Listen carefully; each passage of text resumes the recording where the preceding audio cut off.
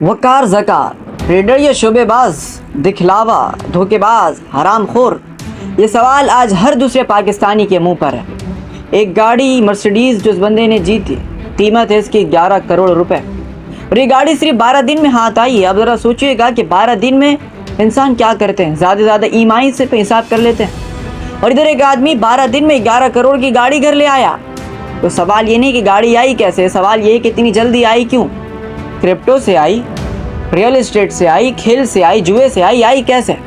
यही वो ऑनलाइन है जहाँ से पूरा तनाज़ा शुरू हो जाता है। क्रिप्टो हलाल है या हराम, ये बहस आज की नहीं है, बरसों से चल रही है, हज़ार सालों से चल रही है। मगर जब इस बहस को बीच में कोई शख्स आ जाता है और इस पर एक नंबर काउंट कर दिया जाता है तो सवाल और गहरा हो जाता है कि क्या ये मेहनत की जीत है या सिर्फ किस्मत का खेल।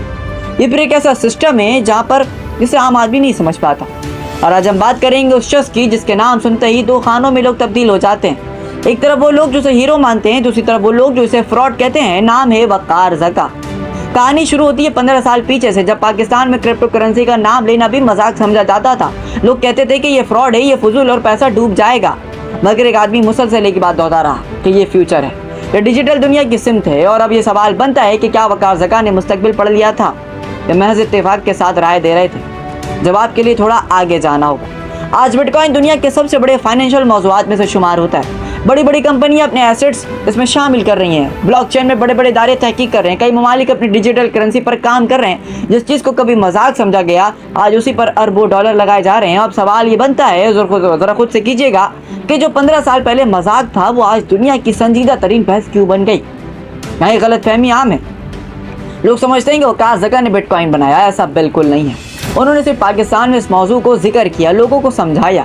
जिस तरफ दुनिया जा रही थी उसी तरफ एक इशारा किया। और अब बात करते हैं असल वाक़े की तरफ। दुनिया भर के 2000 से ज़्यादा ट्रेडर्स का एक मुकाबला था। स्टॉक्स, गोल्ड, सिल्वर्स और इसी तरीके से दीगर जितने भी कॉइन्स होते हैं, सब के सब एलिट क्लास से ताल्लुक़ रखते थे। बहुत बड़ा मुकाबला था। वकार ज़का ने $1 लाख से ट्रेडिंग शुरू की। पाकिस्तानी रुपयों में करोड़ों की रकम बनती है और सिर्फ 12 दिन के अंदर 74% रिटर्न निकाल लिया, यानी $74,000 का खालिस मुनाफा। इस मुकाबले के प्राइज़ वही हैं जो वहाँ पर जीते हैं, जिसका नाम हमने शुरू में कर चुके हैं। गुज़िश्ता साल यही शख्स इस मुकाबले में 28वें नंबर पर आया था और इस बार सीधा पहले नंबर पर, 2000 से ज़्यादा ट्रेडर्स को पीछे छोड़कर। अब सवाल ये बनता है कि क्या ये सिर्फ एक इनकलाबी जीत है, ये बरसों की मशक का नतीजा है, प्रैक्टिस है, हार्ड वर्क है, स्मार्ट वर्क है। और याद कीजिएगा कि 2021 में वो ट्वीट वकार ज़का ने कहा था कि अगर मुझे एक दिन के लिए वज़ीर आज़म बना दिया जाए तो पाकिस्तान का सारा कर्जा मैं यूं उतार दूंगा। अब हम इसे फैक्ट के साथ देखते हैं। पाकिस्तान पर आज तकरीबन 1123 अरब डॉलर का कर्जा है और ट्रेडिंग से अब तक की जो सबसे बड़ी कमाई की गई है वो चंद करोड़ रुपए की है।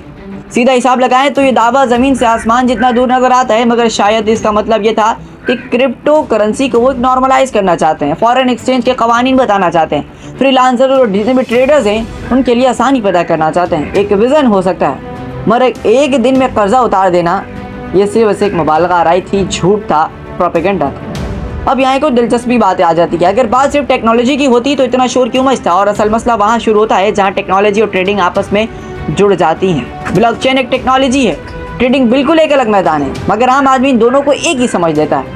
ये वजह है कि क्रिप्टो पर दुनिया भर की एक जैसी राय नहीं पाई जाती। अगर हम इसको मजहबी पहलू से देखें तो उलमा की राय भी मुख्तलिफ है। कुछ उलमा मौजूदा शक्ल में से जायज़ नहीं समझते, कुछ कहते हैं कि मुनासिब रेगुलेशन और शरई उसूलों के मुताबिक ये जायज़ है। अब आप खुद बताइएगा कि जब उलमा तक मुत्तफिक नहीं तो उलमा आम बंदा कैसे इस पर भरोसा कर सकता है। वकार ज़का की पूरी जवानी, पूरी जर्नी इस पर डिपेंड है। मुस्तकिल मिजाजी, कंसिस्टेंसी, लोग बदलते रहे, राय बदलती रही, खबरें बदलती रही, मगर ये शख्स एक ही बात पर जमा रहा।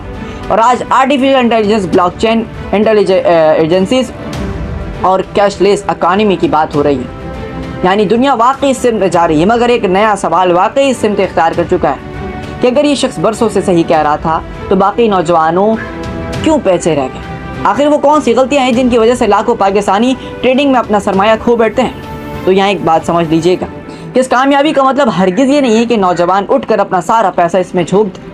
बिल्कुल नहीं, ऐसा बिल्कुल मत कीजिएगा।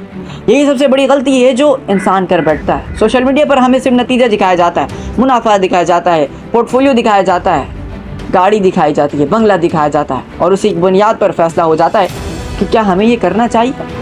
मगर पीछे की जो जर्नी है वो कोई नहीं देखता। वो हज़ारों घंटे जो चार्ट्स के सामने गुजरे, वो सैकड़ों गलत ट्रेडर जिसमें नुकसान हुआ, उन्हीं गलतियों से असल सबक मिलता है।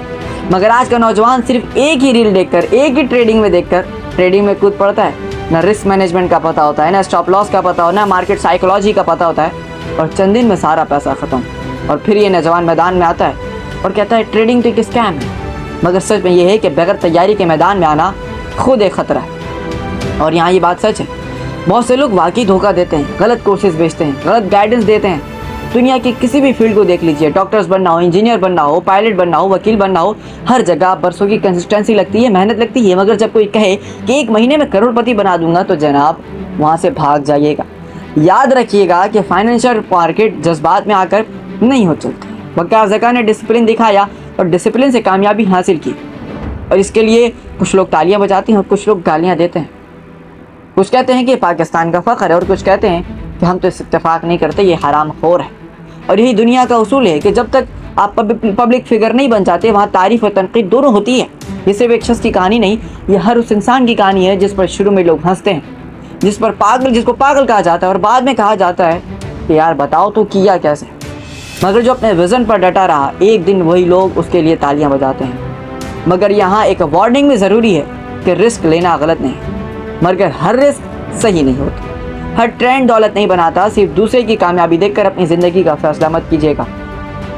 पहले सीखिएगा, समझिएगा, तहकीक कीजिएगा और फिर कदम बढ़ाइएगा। और अब आखिरी सवाल आपके लिए छोड़ के जाते हैं कि असल खेल किस्मत का है या मेहनत का? ट्रेडिंग वाकई स्कैम है या वो लोग स्कैम जो बगैर तैयारी के कूदते हैं? और सबसे बड़ा सवाल कि क्या कामयाबी सिर्फ नतीजा देखने से समझ में आती है या उसके पीछे की मेहनत करनी पड़ती है? नीचे कमेंट बॉक्स अपनी राय ज़रूर शेयर कीजिएगा। जज़ाकल्लाह।